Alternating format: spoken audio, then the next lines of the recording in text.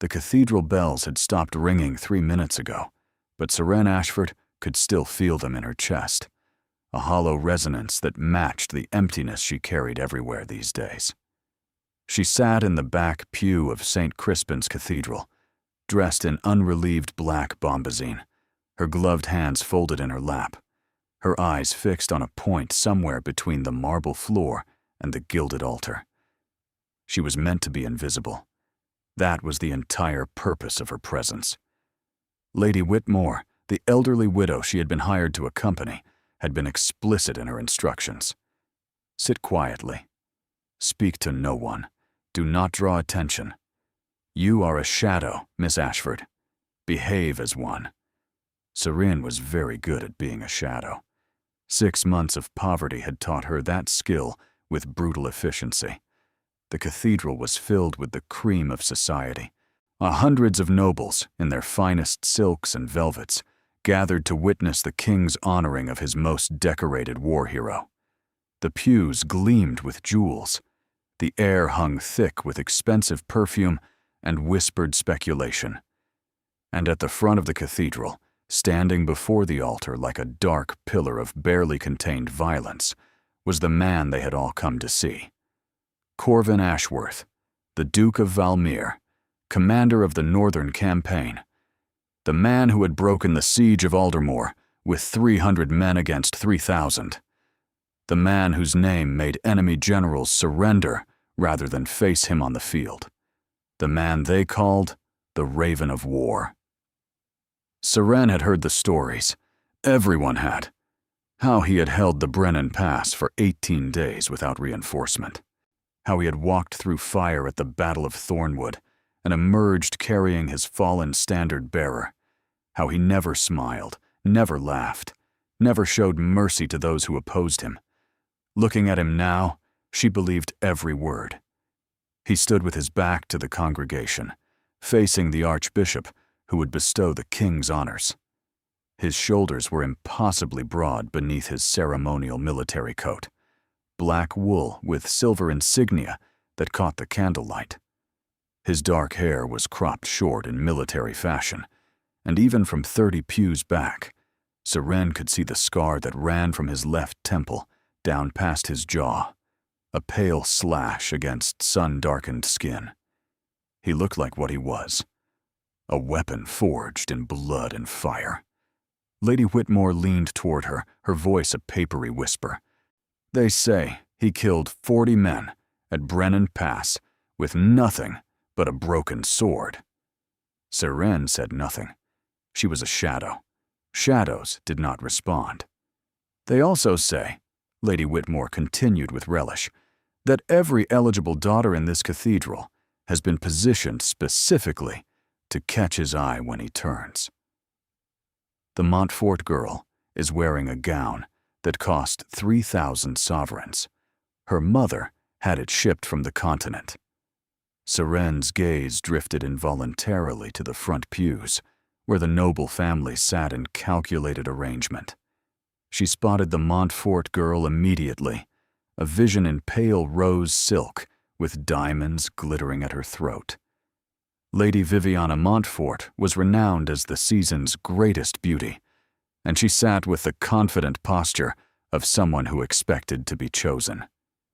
The Archbishop's voice droned through the blessing, on words about duty and sacrifice and the crown's eternal gratitude. Seren let them wash over her without meaning. She was thinking about the coins in her reticule, the 30 sovereigns Lady Whitmore would pay her for today's service. 30 sovereigns for 6 hours of silence. It would cover her mother's medicine for another month. That was all that mattered. The blessing concluded.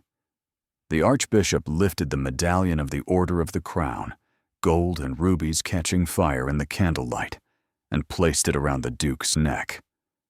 Rise, Your Grace, and face those who honor you. The Duke turned.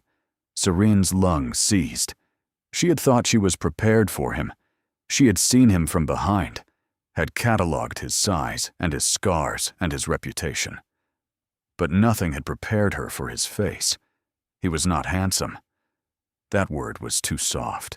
not too pretty for what he was. His features were harsh, all sharp angles and brutal planes, as if someone had carved him from granite and forgotten to smooth the edges. The scar that bisected his face should have been disfiguring. Instead, it only emphasized the cold intensity of his eyes, gray like winter ice, like storm clouds before lightning struck. Those eyes swept across the congregation with the assessing calculation of a commander surveying a battlefield. Seren watched him catalogue and dismiss the nobles in the front pews, watched his gaze pass over Lady Viviana Montfort without even a flicker of interest, and watched his expression remain as cold and empty as a frozen lake. And then those eyes reached the back of the cathedral and stopped. On her. Seren felt the impact of his attention like a physical blow. Her pulse stuttered. Her skin flushed hot beneath her morning blacks. Every instinct screamed at her to look away, to remember her place, to be the shadow she was meant to be. She could not move. The Duke's storm-gray gaze held hers across 30 pews and 300 nobles, and something flickered in their depths. Not warmth, not interest as she understood it. Something more dangerous. Recognition, perhaps, or calculation. The moment stretched like honey pulled from a spoon. Lady Whitmore pinched her arm, sharp and vicious. "What are you doing?" she hissed. "Lower your eyes this instant. You forget yourself." The pain broke the spell. Seren dropped her gaze to her lap, her cheeks burning, her blood rushing. What had just happened? Why had he looked at her? She was nobody. Less than nobody. A paid companion in borrowed mourning clothes, and invisible by design and circumstance. The Archbishop was speaking again, something about a reception to follow in the cathedral's great hall. The congregation began to stir, preparing for the carefully orchestrated social theater that would come next, where every family with an eligible daughter would maneuver for position near the Duke. "We will leave immediately," Lady Whitmore announced, gathering her things with sharp, agitated movements. "I have no desire to participate in this vulgar display. Come, Miss Ashford."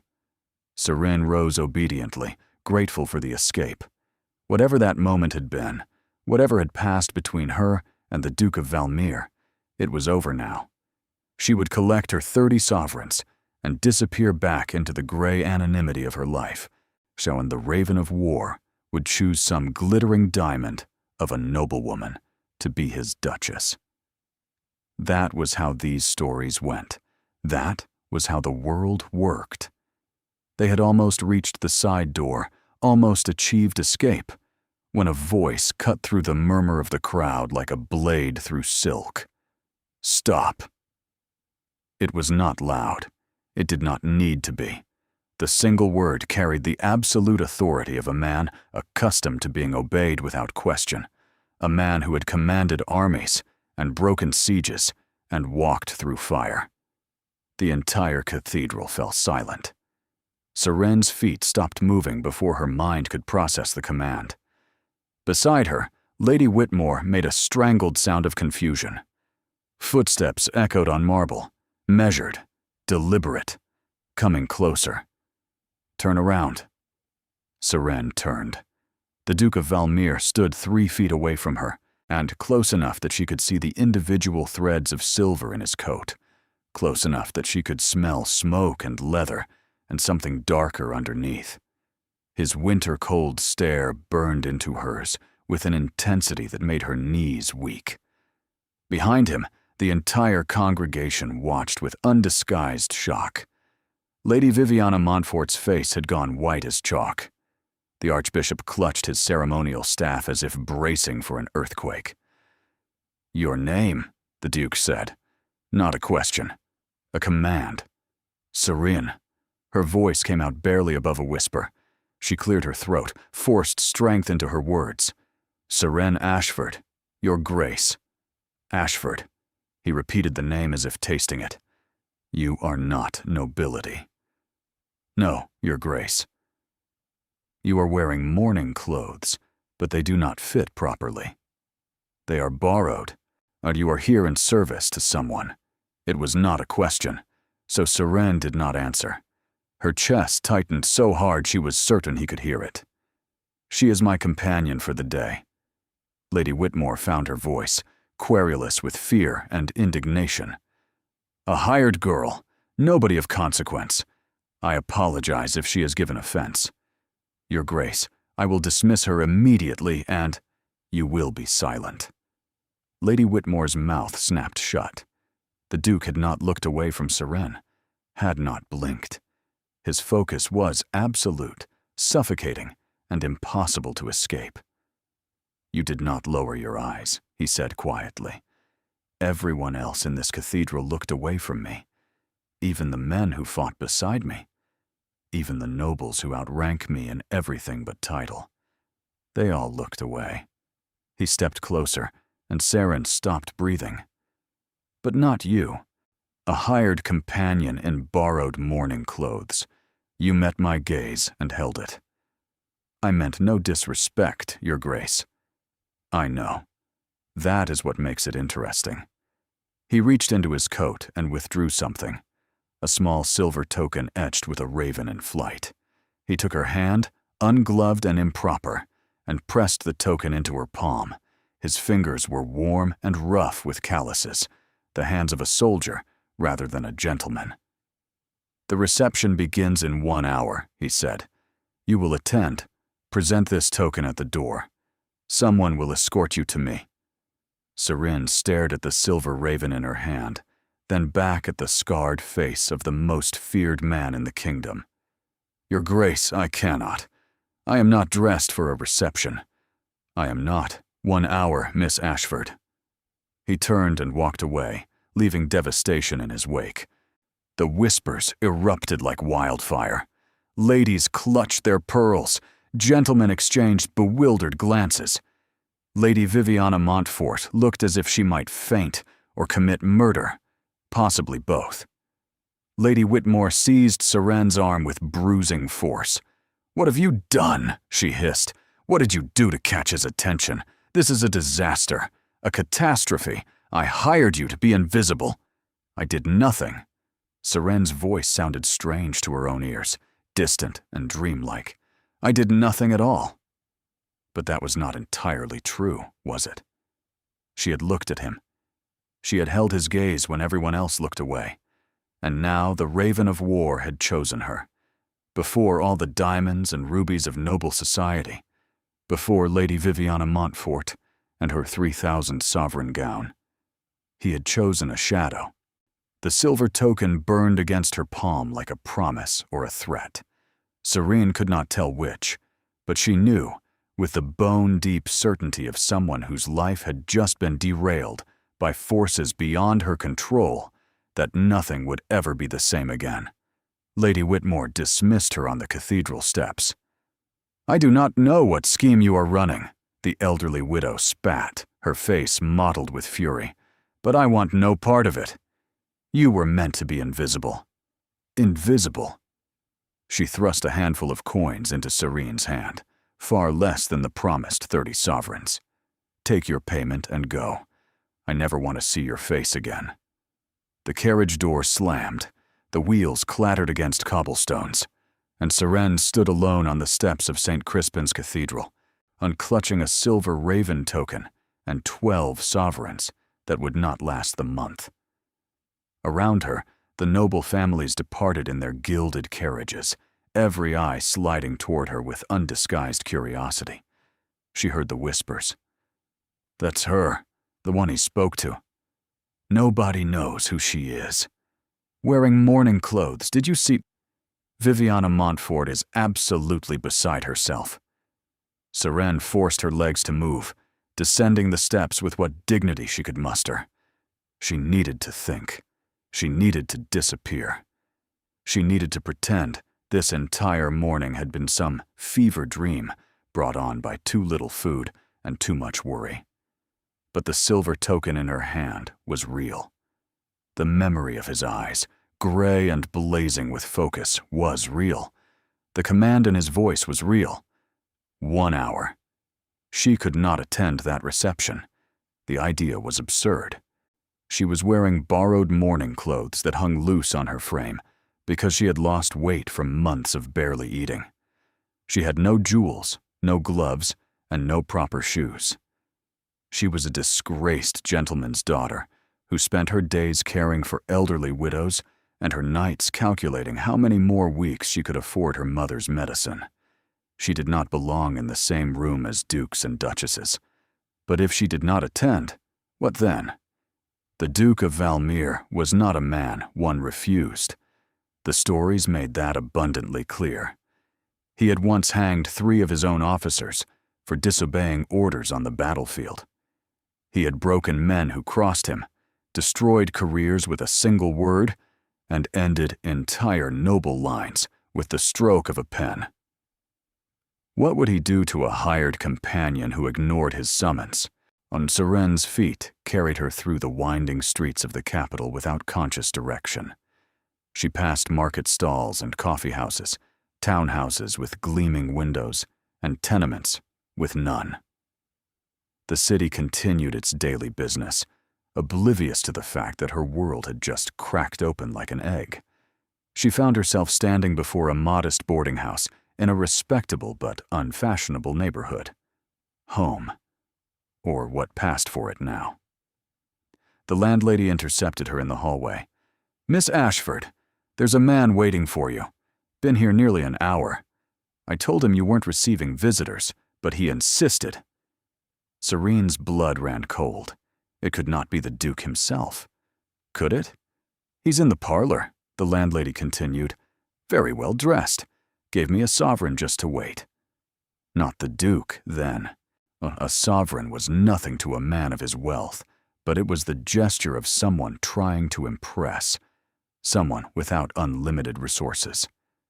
Serene climbed the stairs to the small parlor that served the boarding house's residents, her pulse racing with each step. She pushed open the door. The man who rose to greet her was perhaps 30, with the kind of handsomely forgettable face that could blend into any crowd.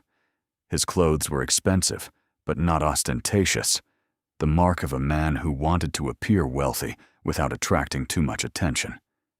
He smiled, and the expression did not reach his eyes. "Miss Ashford, at last. I'm Crispin Hawthorne, solicitor and occasional man of business."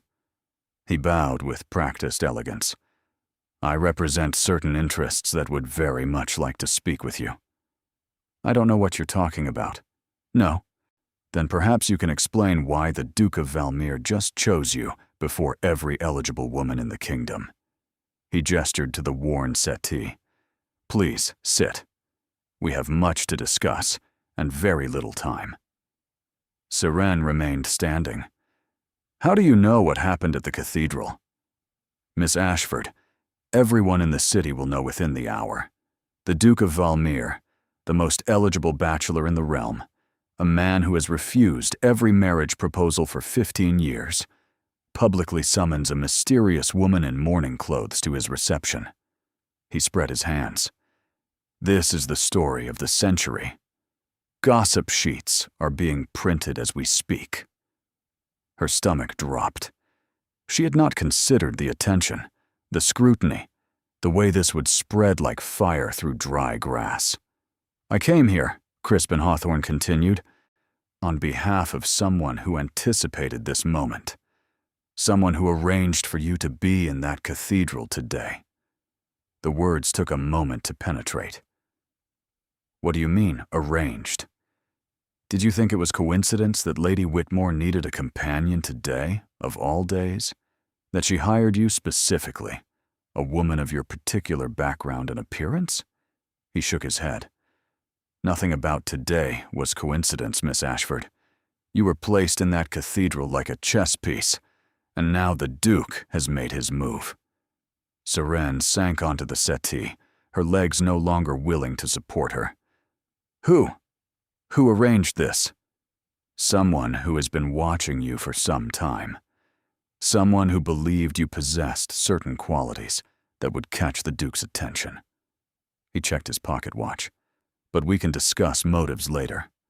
Right now, You have a reception to attend, and you cannot go looking like that. I am not going to that reception. Yes, you are, his voice hardened. Because if you don't, the Duke will come looking for you. And when he discovers that you disappeared after he showed you public favor, he will be very, very displeased. You cannot afford to displease him, Miss Ashford. More importantly, your family cannot afford it. The threat was subtle, but unmistakable. Serene's hands clenched in her lap. What do you know about my family? I know your father died 3 years ago, leaving debts that consumed everything. I know your mother is ill and requires expensive medicine. I know your brother Merrick has fallen in with gambling debts he cannot pay, owed to men who do not accept excuses. He smiled that empty smile. Now, I know you are exactly as desperate as you appear. Who are you working for? Someone who wants to help you. Someone who has already arranged for your mother's medicine to be delivered this morning, paid in full for 6 months. Consider it a gesture of good faith. He stood, brushing invisible lint from his coat. There is a carriage waiting outside. Inside, you will find a suitable gown, gloves, and shoes. You have 45 minutes to make yourself presentable. I suggest you hurry. He walked to the door, then paused. One more thing, Miss Ashford. You may be wondering why any of this is happening, why the Duke chose you, why someone went to such lengths to place you in his path. The answers will come, I promise. But for now, all you need to know is this. You have been given an opportunity that will never come again. Take it. The door closed behind him. Serene sat in the silent parlor, her mind reeling. This morning, she had been a hired companion, invisible and forgettable. Now she was trapped in a web she could not see, manipulated by forces she did not understand, summoned by a man whose very name made generals tremble. And somewhere, someone had paid for her mother's medicine. She looked at the silver raven in her hand, then at the window, where a black carriage waited on the street below. She had no choices left. Perhaps she never had. With shaking hands, Serene rose and went to meet her fate. The gown was midnight blue, so dark it appeared black, until light caught the fabric and revealed its true color. It fit her perfectly, as if it had been made for her measurements, and Serene tried not to think about what that meant, and about how long someone had been watching her, planning this moment. The carriage delivered her to the cathedral's great hall, with 5 minutes to spare. She presented the silver raven token to the footman at the door, who examined it with wide eyes before bowing deeply and summoning an attendant. This way, miss. His Grace is expecting you. The great hall was vast, a soaring space of marble columns and crystal chandeliers, filled with the most powerful nobles in the kingdom. They parted before her like water before a ship's prow, and Serene felt every eye tracking her progress across the gleaming floor. She heard the whispers follow her like a shadow. There she is, transformed completely. Who dressed her? That gown must have cost. Viviana Montfort has been crying in the powder room. At the far end of the hall, beneath a towering window that flooded him with golden afternoon light, stood the Duke of Valmere. He was surrounded by military men and noble lords, but as Serene approached, they melted away like snow before flame, leaving him alone. He watched her cross the distance between them with that piercing stare, and Serene forced herself to hold his gaze just as she had in the cathedral. If that was what had caught his attention, she would not show weakness now. Miss Ashford. His voice was low, pitched for her ears alone. You came. You did not give me a choice, Your Grace.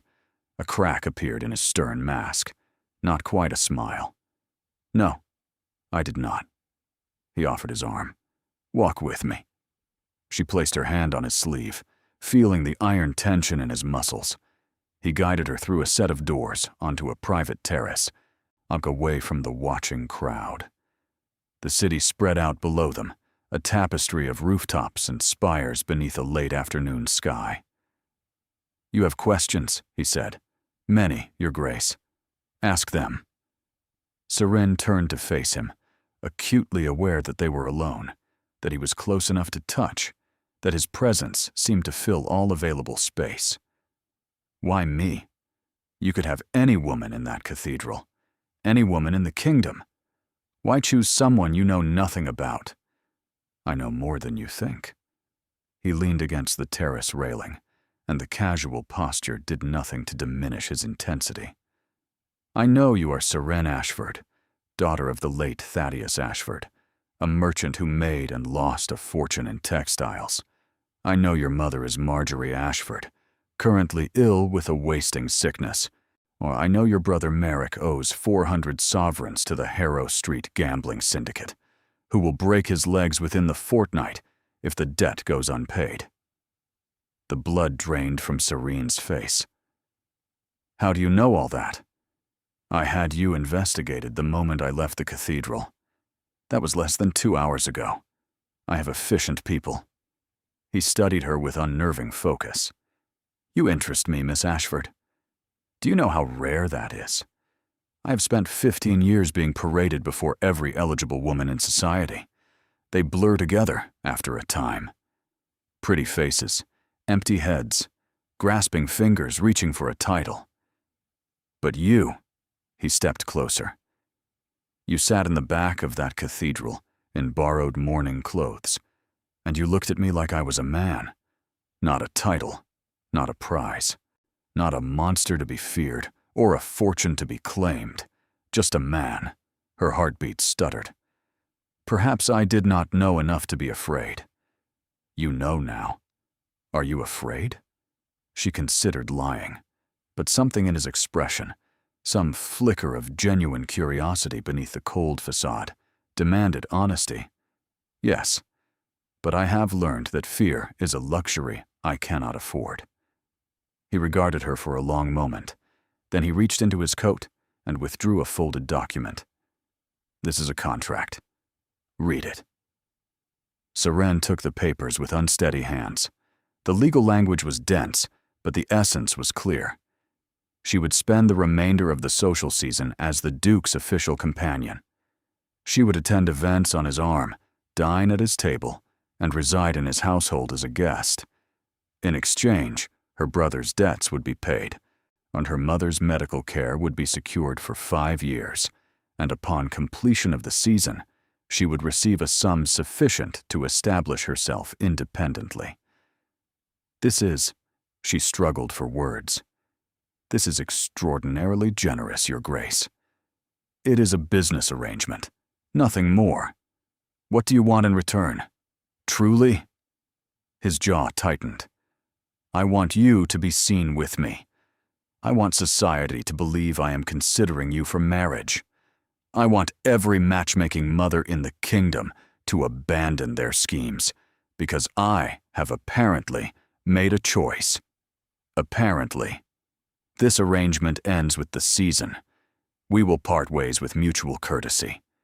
You will tell anyone who asks that we discovered we did not suit, that the Duke of Valmir remains unattainable." He paused. "I have no interest in marriage, Miss Ashford. I have no interest in companionship of any kind. I require a shield, not a wife. Do you understand?"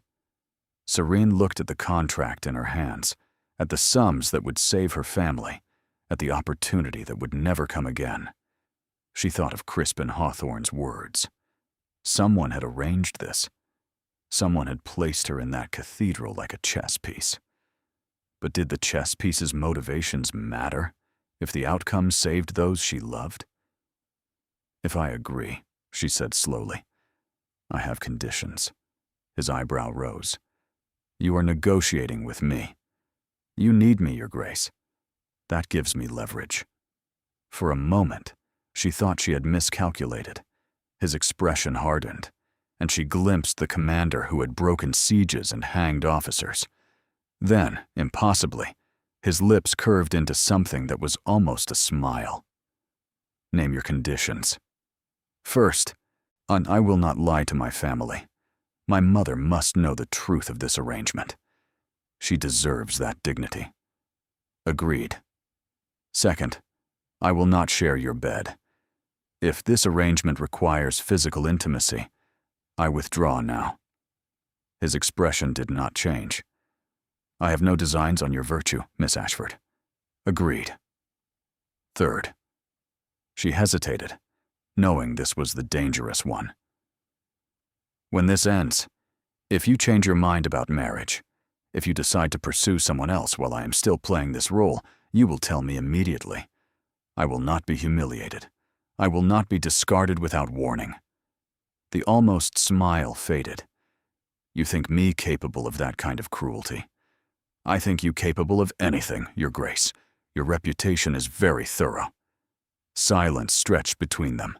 The sounds of the reception drifted through the terrace doors, to music and laughter and the clink of crystal. A world away from this quiet space where two people negotiated the terms of a deception. I give you my word, the Duke said finally. All 3 conditions. You will have them in writing before the night ends. Serene extended her hand. Then, we have an arrangement. He took it, and his grip was firm and warm, just as it had been in the cathedral.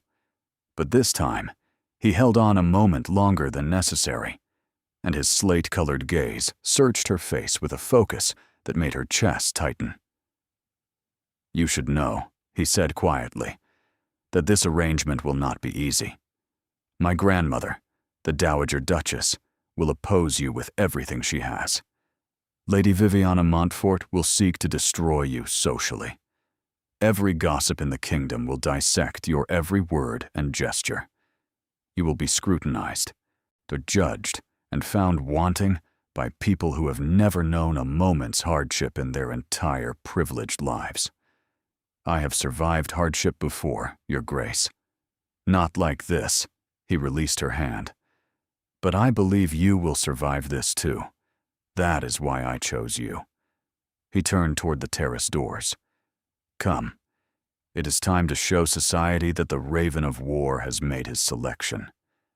He offered his arm, and Seren took it, steeling herself for what came next. As they stepped back into the great hall, the crowd fell silent. Every face turned toward them. Every eye tracked their progress. And beside her, the most feared man in the kingdom walked with the quiet confidence of someone who had just won a battle no one else knew was being fought. But Seren could not shake the feeling that she was missing something. The Duke needed a shield, not a wife. He had said so himself.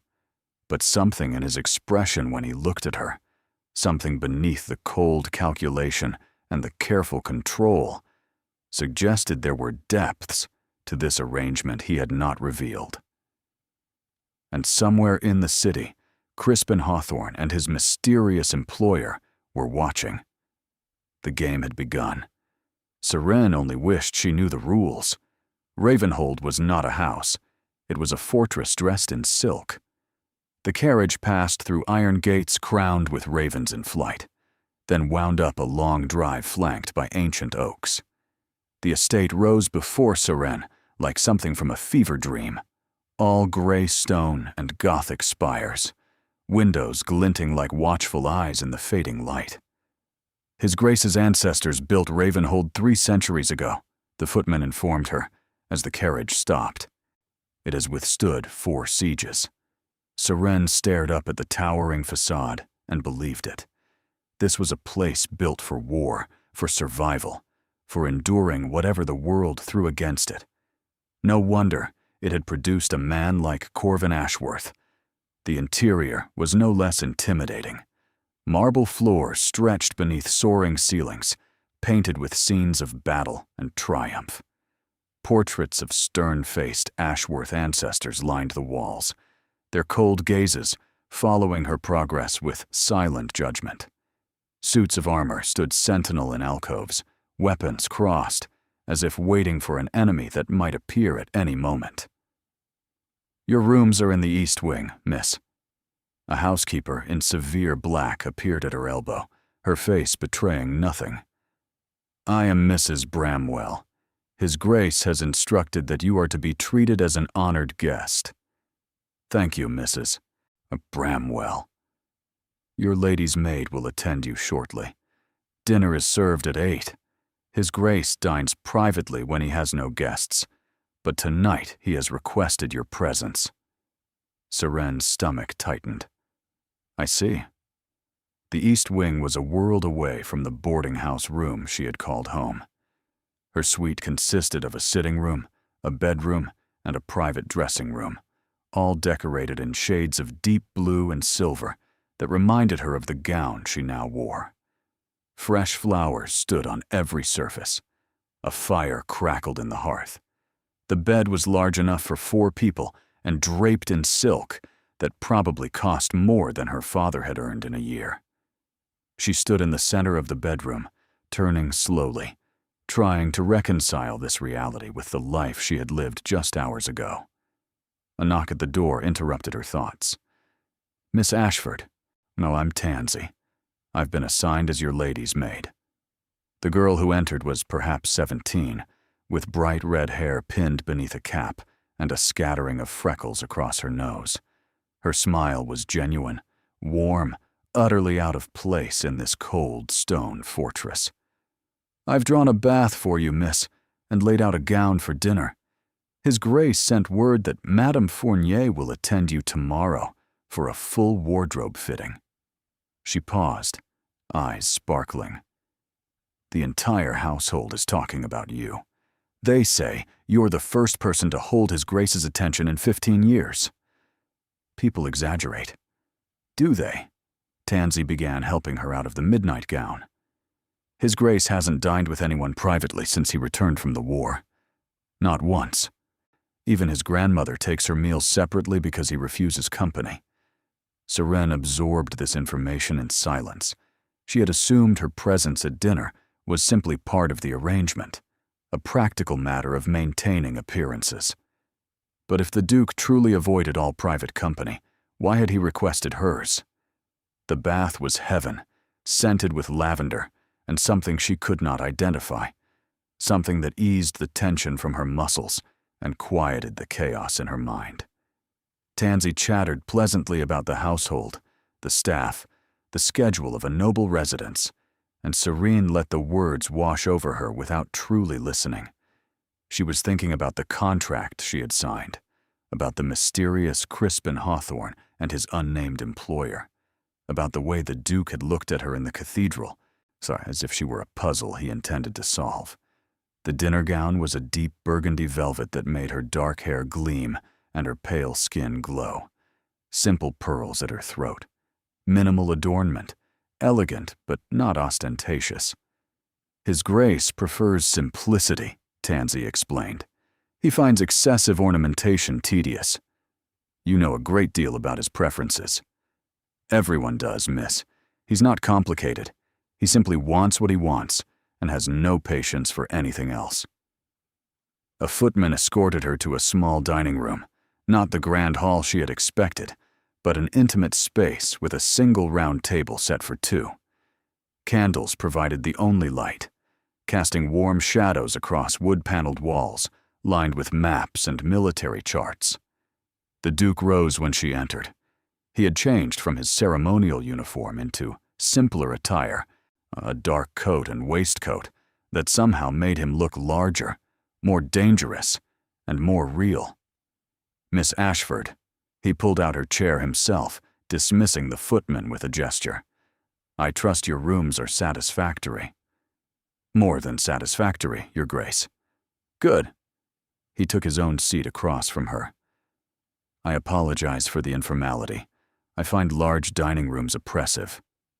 Seren studied him in the candlelight, noting the tension in his shoulders, the way his eyes constantly scanned the room, the slight positioning of his chair that gave him a clear view of both doors. The habits of a soldier, she realized.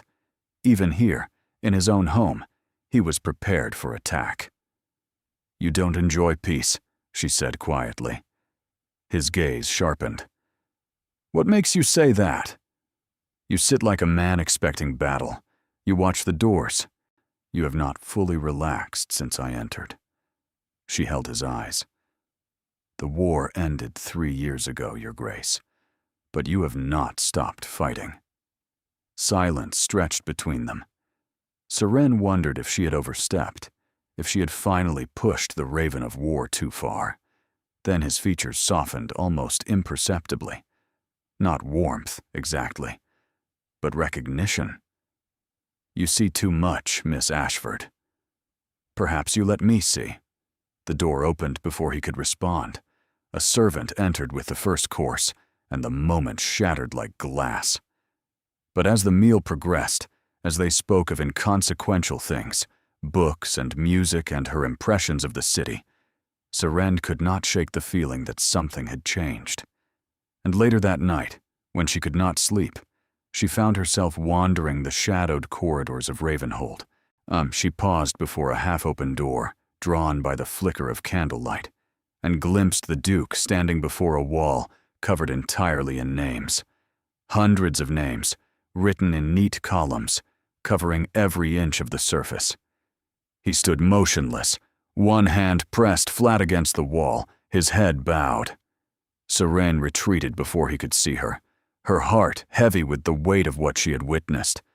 She did not know whose names covered that wall, but she knew, with sudden, terrible certainty, that the Raven of War was haunted by far more than he allowed the world to see. The Dowager Duchess of Valmere descended upon Ravenhold at precisely 10 o'clock the following morning, arriving in a carriage emblazoned with the family crest and attended by 4 footmen in immaculate livery. And Seren was summoned to the drawing room before she had even finished breakfast. "You will address her as Your Grace," Tansy whispered hurriedly, adjusting Seren's collar. "She is His Grace's grandmother on his father's side. She has run this family for 40 years. She is—" Tansy hesitated. "She is formidable, miss, but fair. Usually." The word usually did not inspire confidence. The Dowager Duchess, Lysandra Ashworth, was not what Serene expected. She had anticipated someone shriveled and ancient, a relic of a bygone era. Instead, she found a tall woman with iron-gray hair swept into an elegant arrangement, sharp blue eyes that missed nothing, and the erect posture of someone who had never once in her life been uncertain of her own worth. She wore black, as Seren had at the cathedral, but her black was silk and jet beads and a mourning brooch containing a miniature portrait. Her black was expensive. Her black was power. "So," the dowager's voice cracked through the drawing room like a whip, "you are the creature who has turned my grandson's head." Seren curtsied deeply. "Your Grace, it is an honor.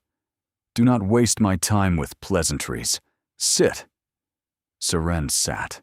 The dowager circled her slowly, examining her from every angle as one might examine a horse at auction.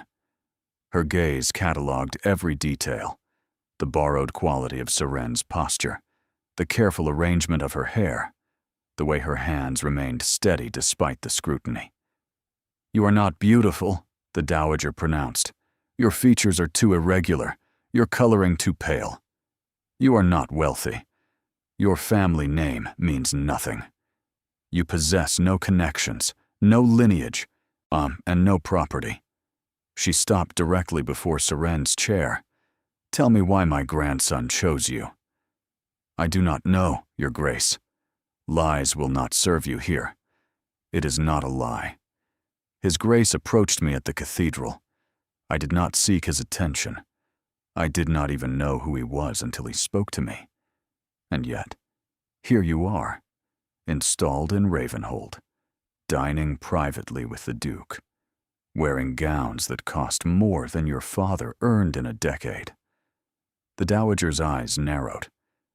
"Someone is playing a very deep game, Miss Ashford. The question is whether you are the player or the piece." Seren met her gaze directly.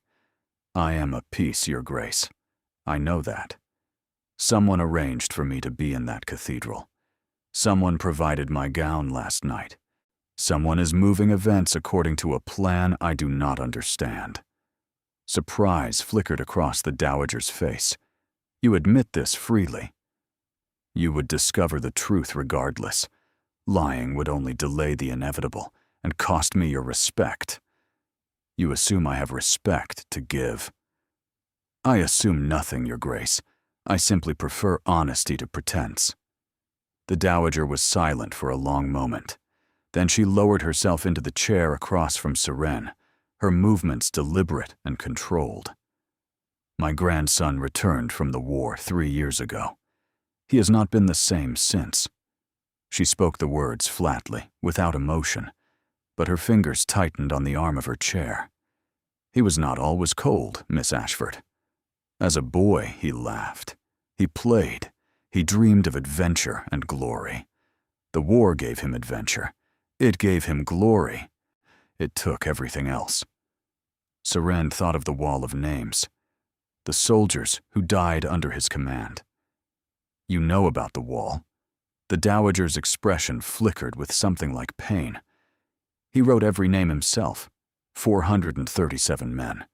He remembers each one, their faces and their families, how they died. He carries them with him always. That is an impossible weight. Yes, it is. The dowager leaned forward. I have tried for 3 years to pull him back to life. I have paraded eligible women before him.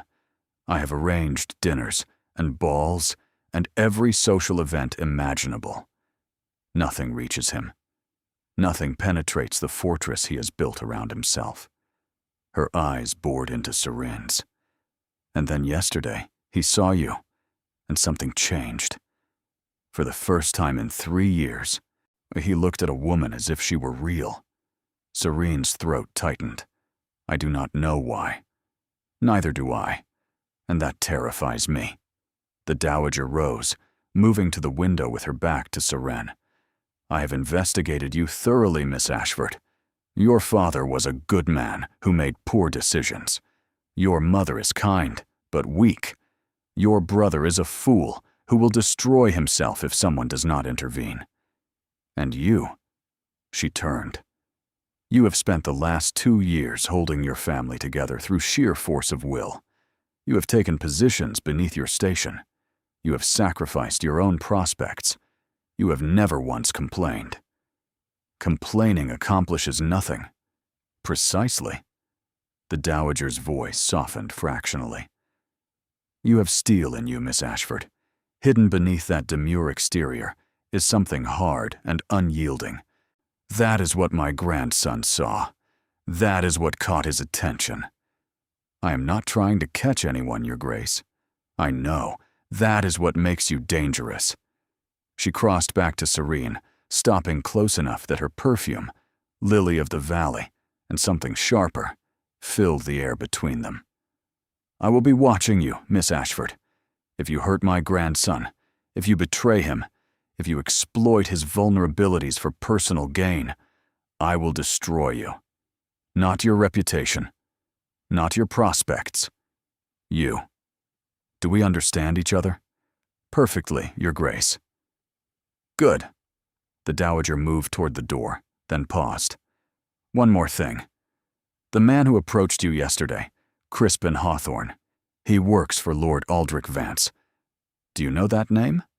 Seren shook her head. Lord Vance was my grandson's commanding officer during the war. They had a falling out. Vance has been seeking leverage against Corvin for years. The dowager's expression hardened. Whatever game is being played, Miss Ashford, you are caught between 2 very dangerous men. I suggest you decide where your loyalties lie. She swept from the room, leaving Seren alone with the weight of revelation. Lord Aldrich Vance, the Duke's former commander, the man behind Crispin Hawthorne, the man who had placed her in that cathedral like a chess piece. But why? What did Vance want with the Duke of Valmere?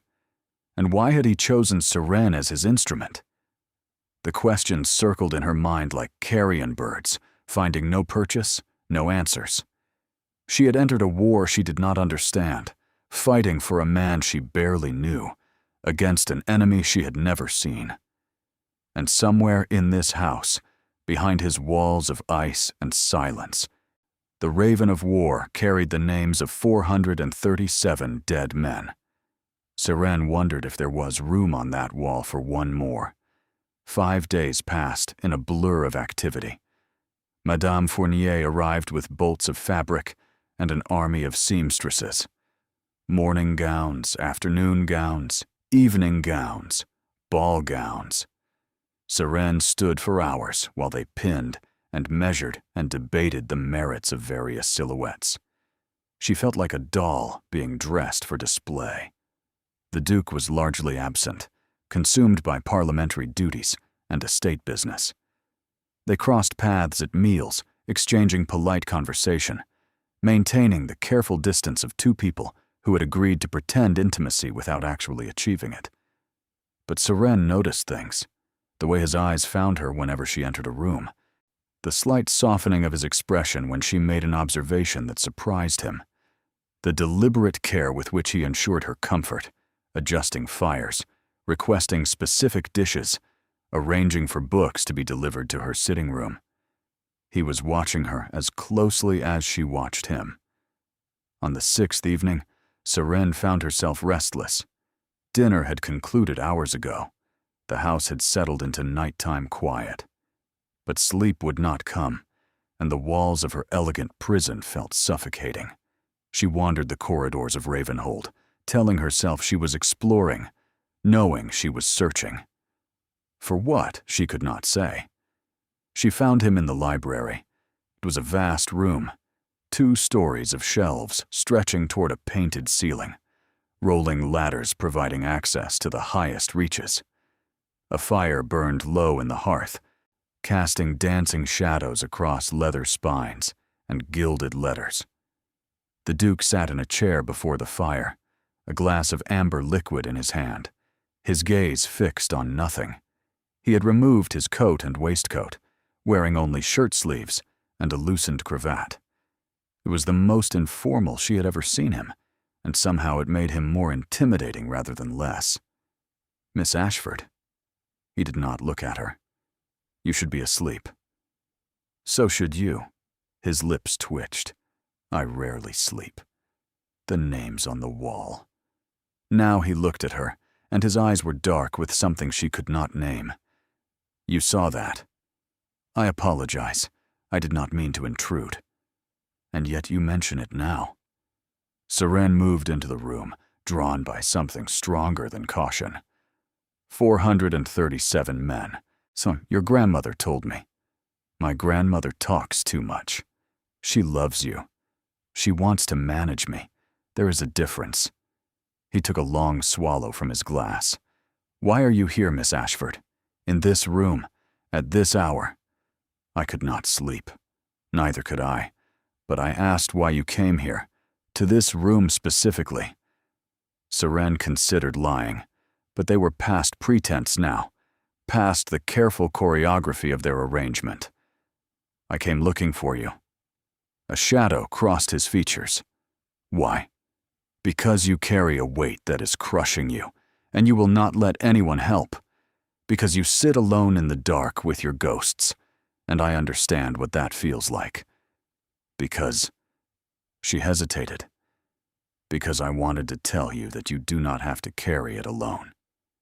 The silence stretched between them, thick and heavy. Seren waited for him to dismiss her, to retreat behind his walls, to become the cold and distant Duke once more. Instead, he spoke. At Brennan Pass, we held the line for 18 days. His voice was low, rough, as if the words were being dragged from somewhere deep. We were outnumbered 10 to 1. Relief was supposed to come in 3 days. It did not. Every night I walked among my men. I knew their names, their families, their fears. I promised them we would survive.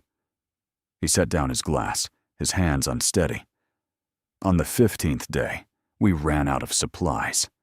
On the 16th, The enemy broke through our eastern flank. I rallied the men for a counterattack that very hour. 37 volunteered. We pushed them back. His jaw tightened. None of the 37 survived. Seren's chest ached. Yeah, you could not have known. I should have known. I was their commander. Their lives were my responsibility. He rose abruptly, moving to the window, his back to her. Relief came on the 19th day. By then, half my men were dead. The historians call it a victory. The king gave me medals, and I cannot close my eyes without seeing their faces. She crossed to him, stopping close enough to feel the heat radiating from his body. That is why you do not sleep. That is why I do not live. He turned to face her, and his eyes were raw, stripped of all defenses. I survived when they did not. I came home to titles and honors, and a grandmother who wants me to marry and produce heirs. As if I deserve any of it. As if I have not spent 3 years wishing I had died with them. Seren's hand rose without conscious thought, pressing flat against his chest where his heart beat beneath her palm. You did not die. That means something. Does it? It means you still have the chance to live, to honor them by living, not by burying yourself in guilt and isolation.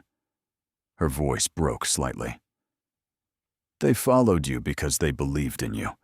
They would not want this for you.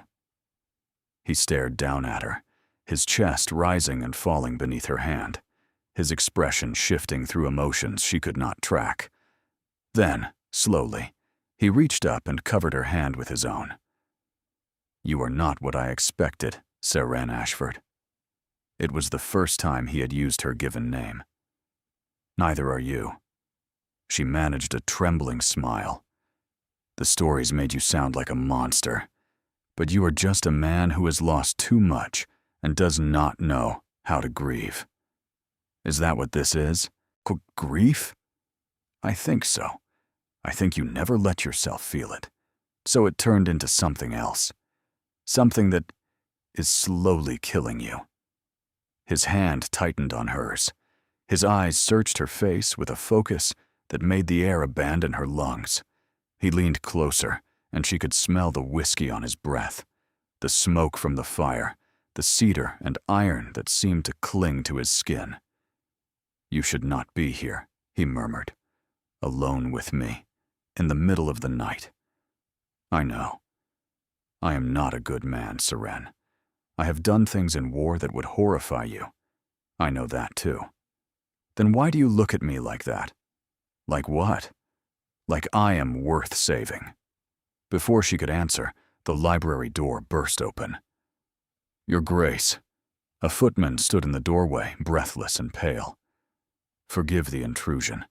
There has been an incident. Lord Vance's men have been seen near the estate boundary, and a message has arrived. He held out a sealed envelope. It is addressed to Miss Ashford. Corvin's expression transformed instantly, all warmth vanishing behind a mask of cold fury. He took the envelope, examined the seal, and then handed it to Seren. Open it. Her hands trembled as she broke the wax. Inside was a single sheet of paper with 3 words written in elegant script. The game begins. Seren looked up at Corvin, at the rage smoldering in his iron-gray gaze, and understood that whatever fragile peace they had built in this room had just shattered. Lord Vance had made his move, and she was caught directly in the crossfire. The Harrington Ball was the event of the season, and every eye in the ballroom turned when the Duke of Valmere entered with Seren Ashford on his arm. She wore a gown of deep silver silk that caught the candlelight like moonlight on water. Madame Fournier had outdone herself, creating something that was elegant without being ostentatious, striking without being vulgar. Diamonds borrowed from the Ashworth collection glittered at her throat and ears, and her dark hair was swept up to reveal the graceful line of her neck. But it was not the gown or the jewels that drew attention. It was the way the Duke looked at her. Corvin Ashworth, the Raven of War, the man who had not smiled in 3 years, walked through the Harrington ballroom with something approaching warmth in his expression. His hand rested at the small of Seren's back with a possessiveness that sent ripples of shock through the assembled nobility. "They are staring," Seren murmured. "Let them." His voice was low, meant for her ears alone. "Tonight, you are not a piece in someone else's game. Tonight, you are mine." The word sent heat spreading through her chest. She knew this was still performance, still the arrangement they had agreed upon. But since that night in the library, since his confession and her touch and the message that had shattered the moment, something had shifted between them. They had not spoken of it. There had been no time. Corvin had spent the past 3 days fortifying the estate, sending messages, preparing for whatever Lord Vance intended. But she had caught him watching her with a focus that made her pulse race, and she had found herself watching him in return. "The Dowager is here," Seren observed, spotting the iron-haired woman holding court near the refreshment tables. "She does not look pleased." "My grandmother is never pleased. It is her natural state." "And Lady Viviana Montfort is approaching from the left, with murder in her eyes." Corvin's hand tightened slightly at her back. "Allow me to handle Lady Viviana."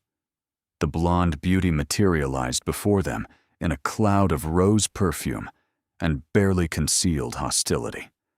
Her gown was pink silk, trimmed with pearls, her smile sharp enough to draw blood. "Your Grace," she curtsied with exaggerated courtesy. "How wonderful to see you attending social functions again. And Miss Ashford." The pause before her name was deliberate. "What an unexpected rise in circumstances. 1 week ago, you were a hired companion. Now you stand beside a duke. How fortunate." "Fortune had little to do with it," Seren replied evenly. "His Grace chose me. I believe that is the relevant fact." Lady Viviana's eyes narrowed. "Chose you for what, precisely? A season's entertainment? A momentary distraction?" She leaned closer, her voice dropping to a poisonous whisper. "Everyone knows this cannot last. You are a novelty, nothing more. When he tires of you, and he will tire of you, you will return to whatever poverty you crawled from. And I will still be here." "Lady Viviana," Corvin's voice cut through the tension like a blade. "You seem to be laboring under several misapprehensions. Allow me to correct them." He stepped forward, positioning himself between Seren and the blonde woman, and his expression made Lady Viviana take an involuntary step back. "Miss Ashford is under my protection. Any insult to her is an insult to me. Any attempt to harm her reputation will be met with consequences you cannot imagine." His voice was soft, almost gentle, which somehow made it more terrifying. "I have ended careers with less provocation, Lady Viviana. I have destroyed families who crossed me. Do not test whether I would do the same for her." Lady Viviana's face went white. "Your Grace, I meant no offense." "You meant exactly what you said. The difference is that now you understand the cost." He offered his arm to Seren. "Miss Ashford, I believe the first waltz is about to begin." He led her away, leaving Lady Viviana frozen in their wake. Serene's blood rushed through her veins. "You did not need to do that," she said quietly. "Ah, yes, I did." He guided her onto the dance floor as the orchestra began to play. "I told you that you would face opposition. I also told you that I would not let you be humiliated. The arrangement does not require you to defend my honor. The arrangement requires me to appear devoted to you." He pulled her into position, one hand at her waist, the other clasping her fingers. "Tonight, I am not appearing." They began to move, and the world fell away. Seren had learned to dance as a girl, before her father's fortune collapsed, but she had never danced like this. Corvin led her with the assured command of a man accustomed to controlling battlefields, and she followed as naturally as breathing. They swept across the floor in perfect synchronization, and she felt weightless, transformed, and alive in a way she had not felt in years. You dance beautifully," he murmured. "You sound surprised." "I am surprised by everything about you." His eyes held hers, his gaze blazing with emotion. "Every day, you reveal something new, something unexpected. I have spent 3 years feeling nothing, and now I cannot stop feeling." Air abandoned her lungs. "Corvin, do not tell me to stop. Do not tell me this is merely arrangement." His hand tightened at her waist. "I have been dead for 3 years, Seren. You are bringing me back to life. Let me have this moment." The music swelled toward its conclusion. Around them, the other dancers had faded to insignificance. There was only him, only this, only the electricity crackling between their bodies. The waltz ended. They stood motionless in the center of the ballroom, breathing hard, staring at each other with a hunger that made the watching crowd murmur. Then Corvin lifted her hand to his lips and pressed a kiss to her knuckles, lingering far longer than propriety allowed. "Come with me," he said. "I need to speak with you. Privately." He led her through a set of doors onto a moonlit terrace. The night air was cool against her flushed skin, and the sounds of the ball faded to distant music. "I have been thinking," he began, "about the arrangement, about what happens when the season ends." Seren's chest clenched. "You wish to end it early." "No." He stepped closer, his expression fierce. "I wish to not end it at all." "What are you saying?" "I am saying that I do not want you to leave when the season concludes. I am saying that this arrangement has become something I didn't anticipate, on something I don't want to lose." He took her hands in his, and his grip was desperate. "I am saying that I think I am falling in love with you, Seren Ashford, and I have no idea what to do about it." The confession hung between them like a held breath. Seren stared up at his scarred face, at the vulnerability he so rarely showed, at the man beneath the legend. "I think I am falling in love with you too," she whispered. His exhale was ragged. He pulled her closer, one hand rising to cup her face, his thumb tracing the line of her cheekbone with devastating gentleness. "I've wanted to kiss you since the library," he murmured. "Every moment since then has been torture."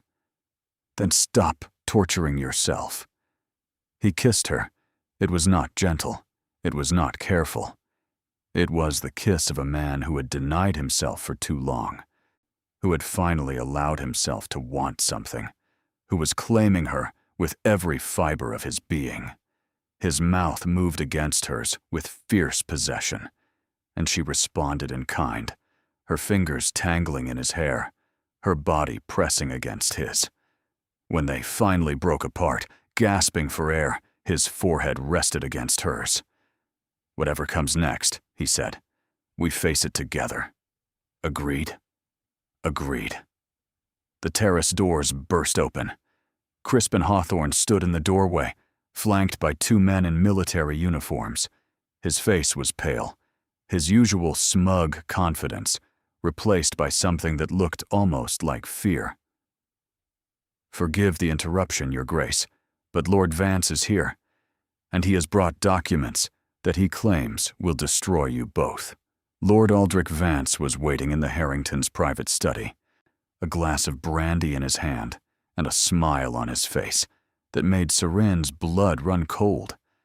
He was older than she expected, perhaps 50, with silver hair swept back from a handsome face that bore the marks of command. His uniform was immaculate, decorated with medals and honors that proclaimed his status as a war hero. But there was something wrong in his eyes, something hollow and calculating that reminded her of a snake waiting to strike. Corvin. He said the name like a curse wrapped in silk. How delightful to see you again. And this must be the mysterious Miss Ashford.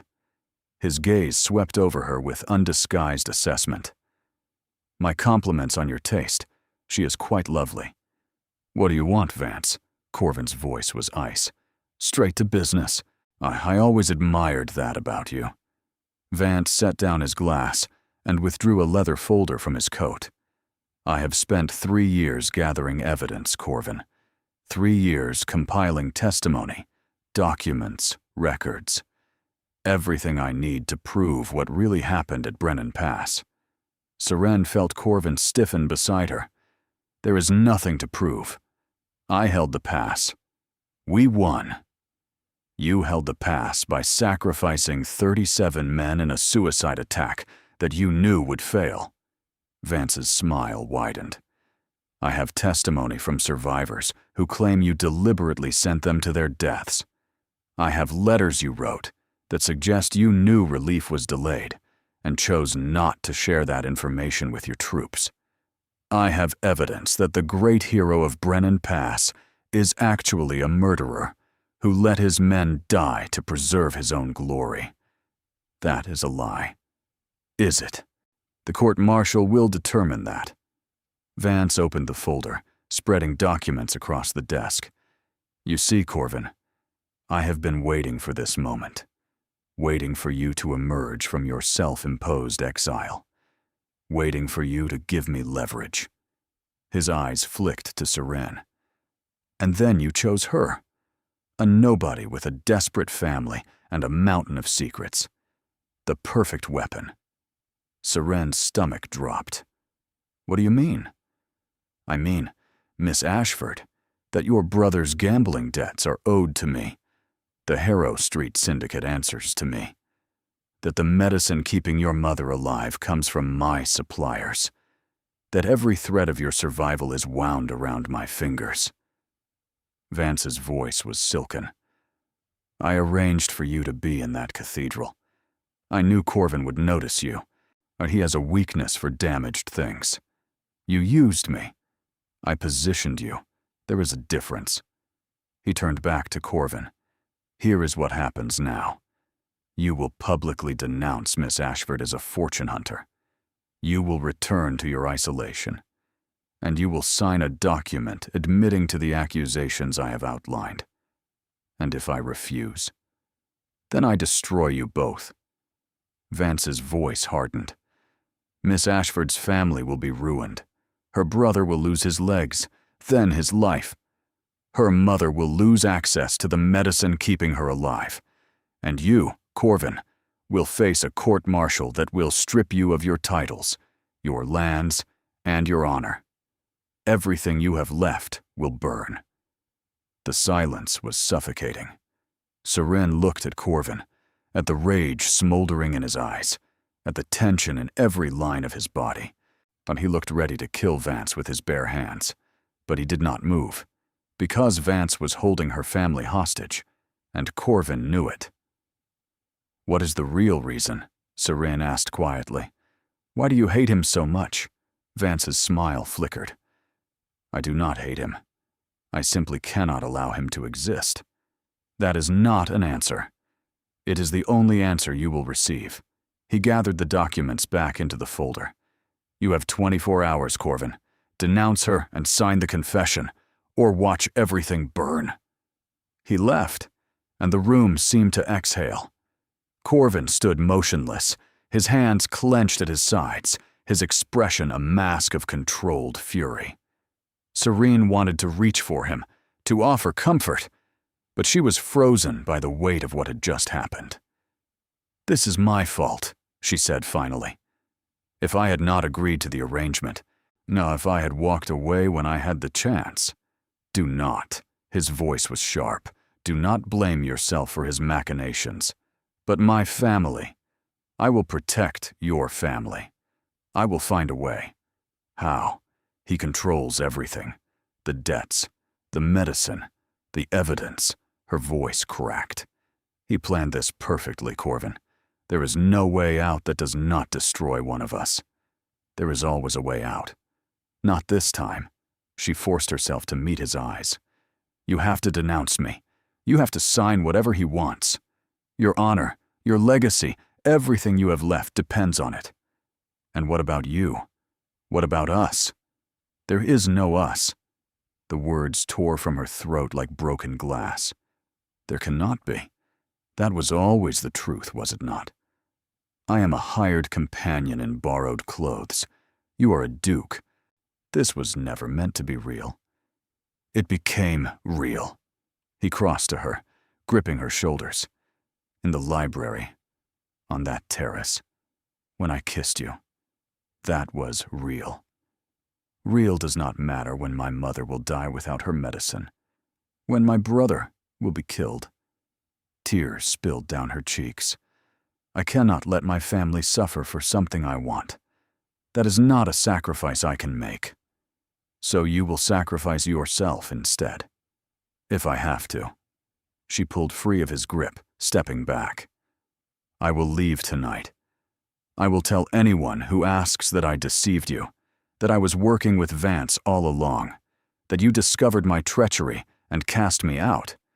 Your reputation will survive. Your honor will be intact. And what about my heart? The question hung between them, raw and bleeding. You will recover, she whispered. Dukes always do. She fled before he could respond, before she could see the devastation in his eyes, before she could change her mind and doom everyone she loved. The silver gown felt like a shroud as she ran through the corridors of the Harrington mansion. The diamonds at her throat felt like chains. Everything she had gained in the past week was crumbling to ash around her. She found Tansy waiting with the carriage and gave orders for immediate departure. Not to Ravenhold, to her mother's modest home in the unfashionable district. Back to the life she had briefly escaped. As the carriage pulled away from the glittering mansion, Seren pressed her hand to the window and watched the lights fade into darkness. She had chosen her family over her heart. She told herself it was the right decision. She almost believed it. Home was smaller than she remembered.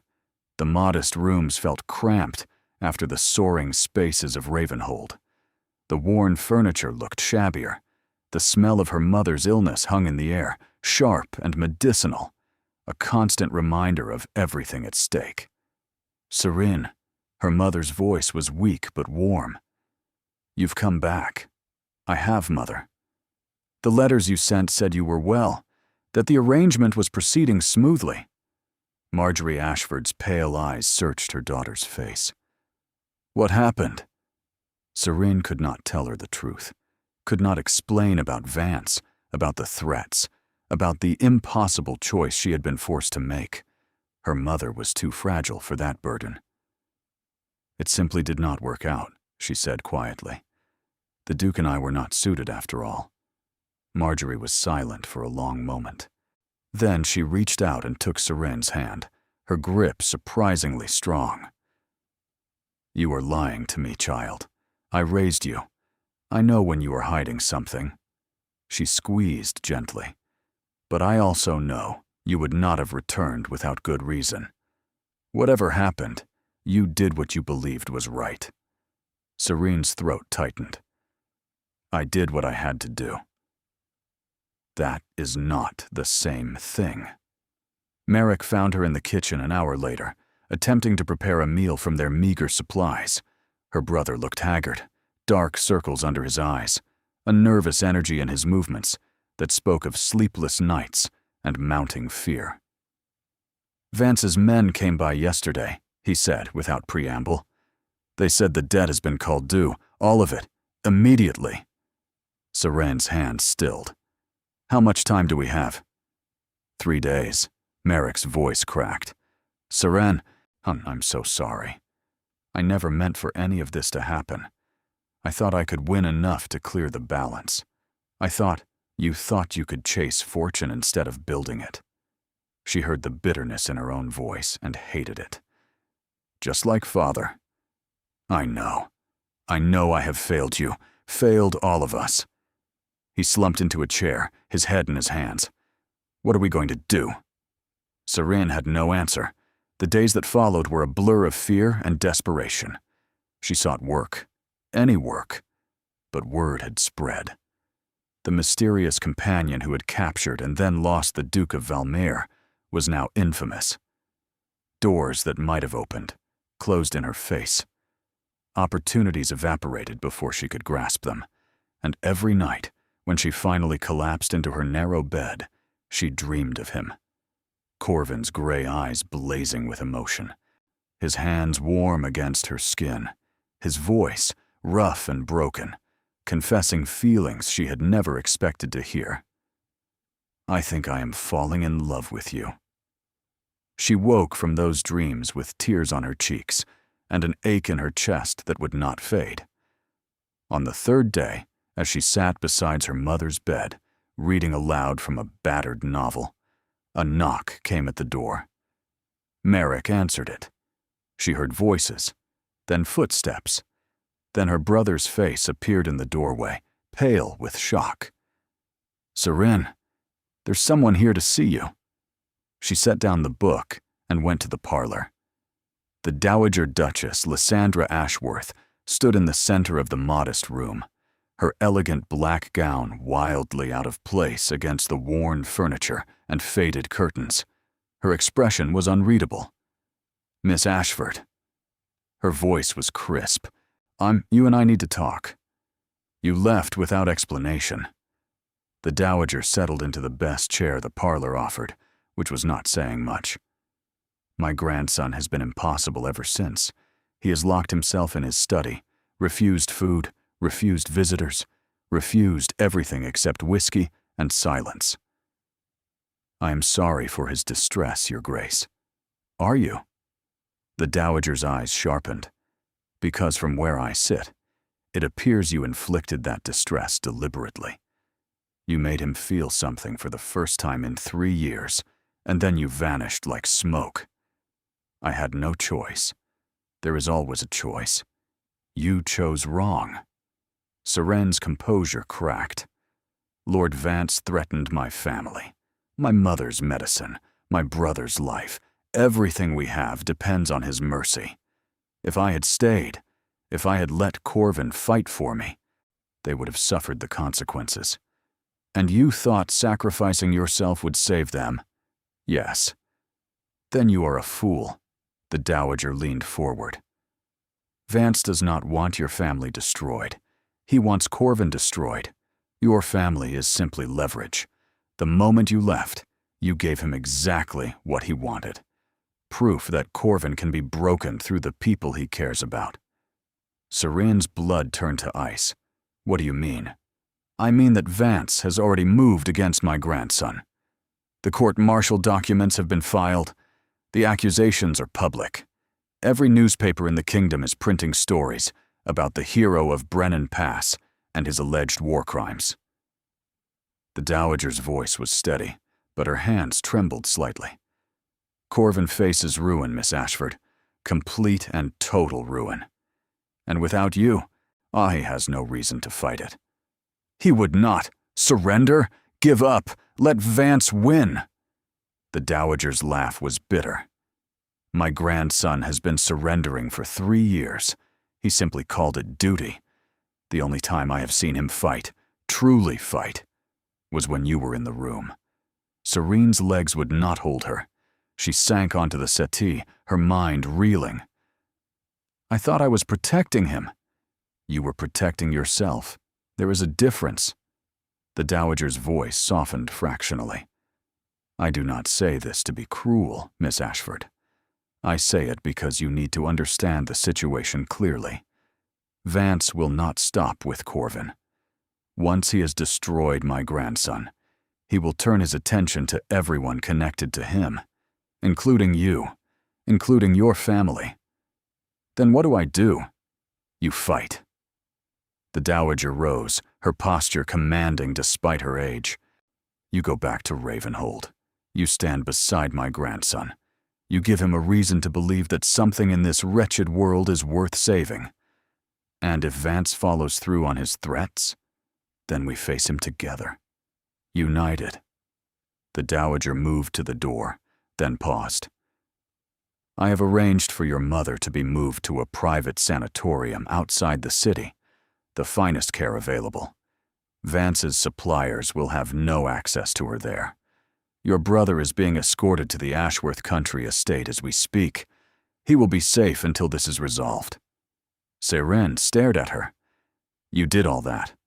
I protect what belongs to my family. The Dowager's eyes met hers. And whether you realize it or not, Miss Ashford, you belong to this family now. The only question is whether you are willing to fight for it. The choice hung before her, terrifying and simple. She could stay here, hiding, watching from a distance as everything collapsed. Or she could go back, face Vance, stand beside Corvin even if it meant sharing his destruction. She thought of his voice in the library, confessing his guilt and his grief. She thought of his hands on her face, trembling with emotion he could not contain. She thought of the kiss on the terrace, fierce and desperate and real. Whatever comes next, we face it together. She had agreed to that. She had promised. Your Grace. Serene's voice was steady now. I need a carriage. The Dowager's smile was sharp with approval. There is one waiting outside. I had hoped you would make the correct decision. Seren rose, smoothed her worn dress, and lifted her chin. Then let us go save a duke. Ravenhold loomed against the evening sky, like a fortress preparing for siege. Seren's carriage passed through the iron gates as the last light faded from the horizon. Torches blazed along the drive, and she could see figures moving on the battlements, not decorative figures, armed men. His Grace has been preparing for attack since you left, the Dowager said from her seat across the carriage. He believes Vance will move against the estate directly once the court-martial proceedings begin. Would Vance really attack a duke's home? Vance would do anything to destroy Corvin. Their hatred runs deeper than you know. The carriage stopped before the main entrance. Footmen rushed to assist them, and Mrs. Bramwell appeared in the doorway, her severe face softening with relief when she saw Seren. Miss Ashford, thank heavens, he has been asking for you. Where is he? The library, where he always is now. He has not left it in 3 days. Seren gathered her courage and walked through the familiar corridors, her pulse quickening with each step. The house felt different now, charged with tension and fear. Servants moved with quick efficiency. Guards stood at every intersection. She pushed open the library door.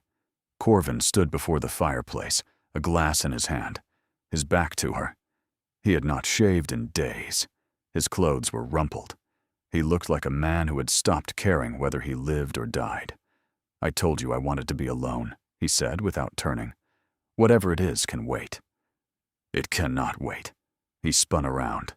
The glass slipped from his fingers, shattering on the hearth. Seren. Her name was a prayer, a curse, a desperate plea.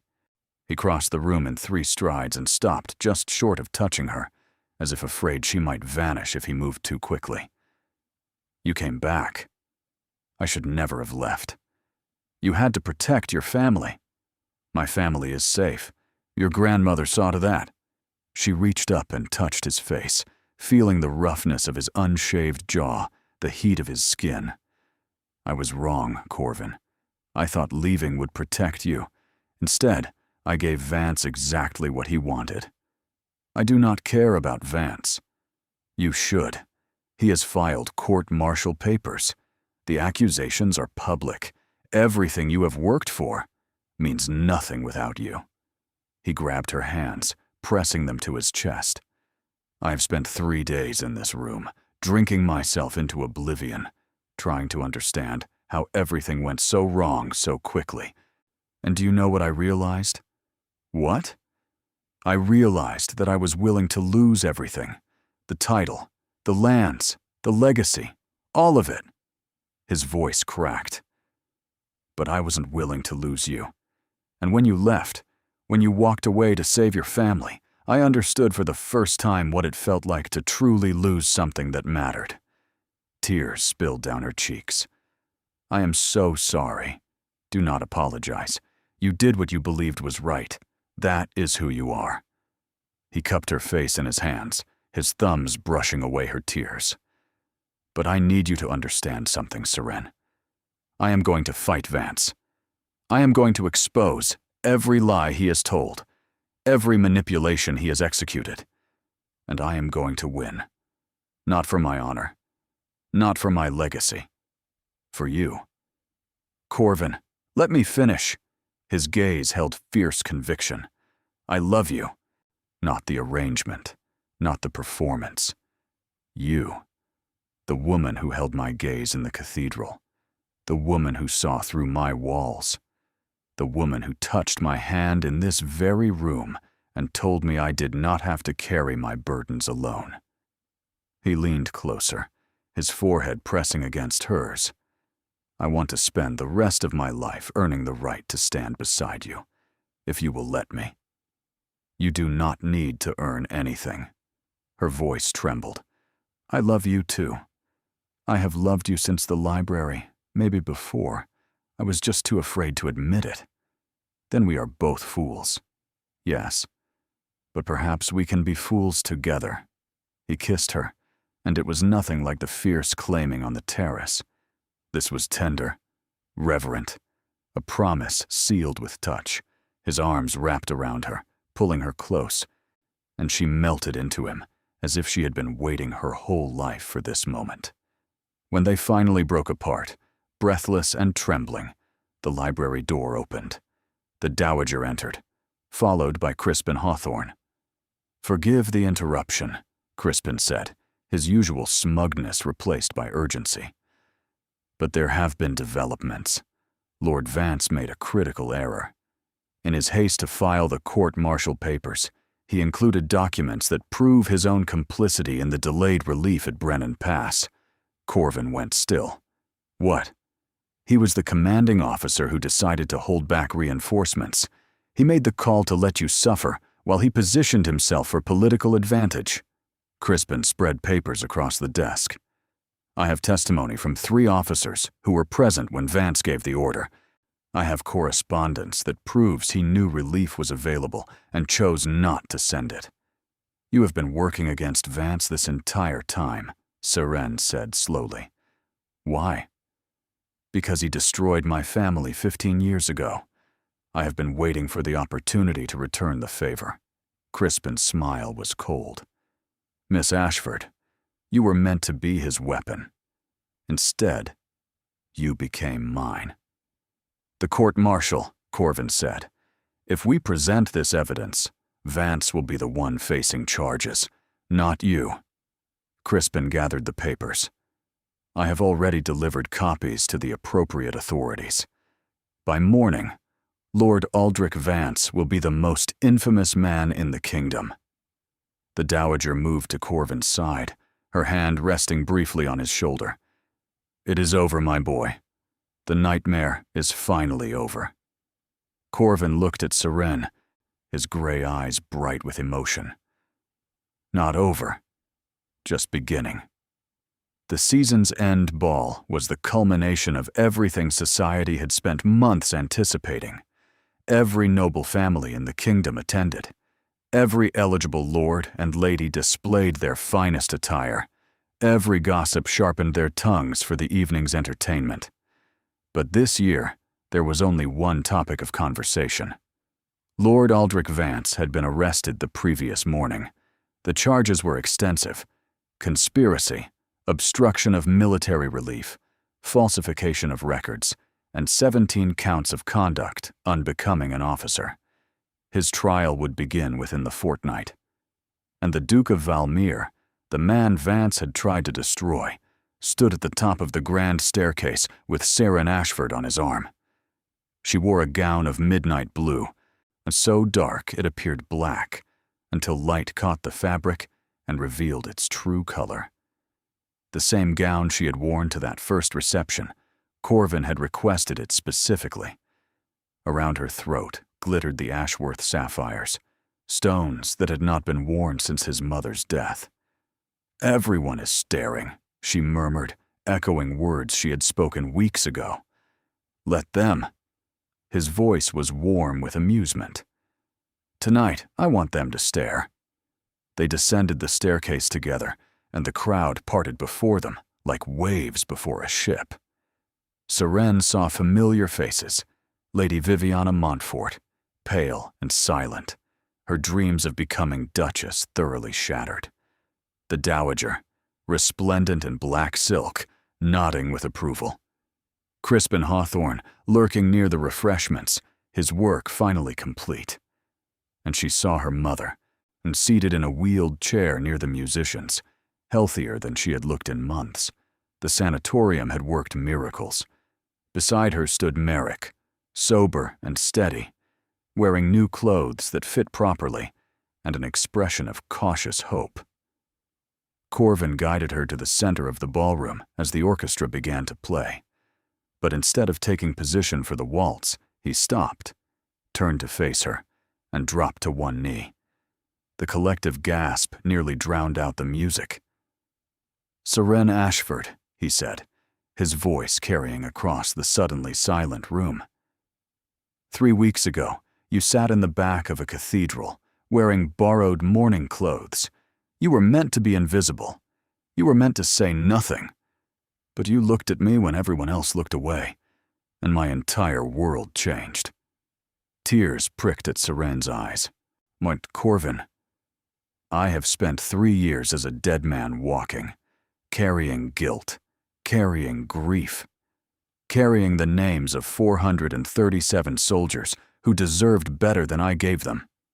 His voice cracked slightly. "You taught me that surviving is not the same as living. You taught me that love is worth the risk of loss. You made me want to be present instead of merely existing." He reached into his coat and withdrew a ring, a sapphire surrounded by diamonds, ancient and beautiful. "This ring belonged to my mother.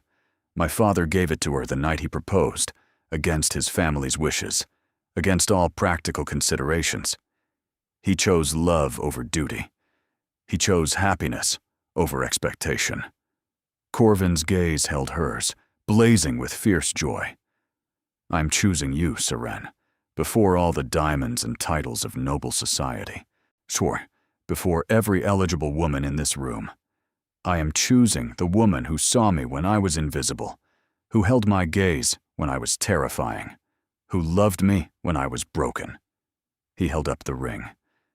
"Will you marry me?" The ballroom held its breath. Seren looked at the man kneeling before her, the scarred face, the winter eyes, the hands that had carried the weight of war and learned to reach for something gentler, the heart that had been locked away for 3 years and finally broken free. "Yes," she said, her voice ringing clear across the silent room. "In this life and every life that follows, yes." He slid the ring onto her finger, rose, and kissed her in front of every noble in the kingdom. The crowd erupted. Some applauded, some gasped, some whispered furiously behind their fans. But Seren did not care. She was in his arms, and that was the only place she had ever wanted to be. 1 year later, the cathedral bells rang across the city, announcing the marriage of the Duke and Duchess of Valmere. Seren stood at the altar in a gown of ivory silk, her hand clasped in Corvin's, speaking vows that would bind them for eternity. The pews were filled with nobility and commoners alike, for the Duke had insisted that anyone who wished to attend should be welcomed. Her mother wept happy tears from the front row. Merrick stood as one of the groomsmen, steady and proud. The Dowager occupied her traditional seat with an expression that might have been satisfaction. And when the ceremony concluded, when Corvin lifted her veil and kissed her as his wife, the cheers that echoed through St. Crispin's Cathedral could be heard across the city. That evening, in the library of Ravenhold, Seren found her husband standing before the wall of names. But something had changed. Below the 437 soldiers, in fresh gold paint, were new words. They are remembered. They are honored. They are at peace. And so, at last, am I. Seren moved to his side, slipping her hand into his. When did you add that? This morning, before the ceremony. He turned to look at her, and his eyes were clear for the first time since she had known him. I will carry them always. But you taught me that carrying them does not mean being crushed by them. I love you, she said simply. And I love you. He pulled her close, resting his forehead against hers. My Duchess, my partner, my heart. Your wife, she added. Yes.